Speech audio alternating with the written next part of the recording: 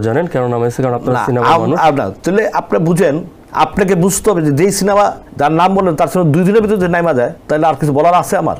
আচ্ছা ইকবাল ভাই, আমার একটা ব্যক্তিগত প্রশ্ন, আপনি কি শাকিব খান শুনলেই খেপে যান? না না, আমি খেপি নাই, কিন্তু আচ্ছা যুক্তি আপনি আমাকে বুঝান, তার ছবিটা কেন 2 দিন নামবে, কেন আপনি বুঝান আমাকে। দর্শক এই যে আপনি যে ছবি মনে করেন বরবাদে অনেক টিকিট পায় নাই, হ্যাঁ, অন্য ছবিগুলো দেখতেছে না, না বলে তো যদি তার এতই ভক্ত যে আপনি যে ভক্তদের কথা বলেন যে তো কি জানি প্রথম একটা কি প্রশ্ন বলেন আমি জানি না, ঠিক আছে, তারা যদি তো তারা দরদ, অন্তরাত্মা, রাজকুমার তারা হিট করাইতে পারে নাই।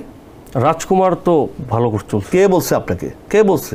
পুরো টাকায় তো তুই লস করে গেছে, সবাই জানে, এটা আমার মুখের কথা, সবাই জানে। তো আপনার দর্শকরা যদি, আমার ভক্ত যারা থাকে, আমার যারা দর্শক থাকে, তো আমার দর্শককে এই 1000 লোককে আমার ছবি হিট হবে?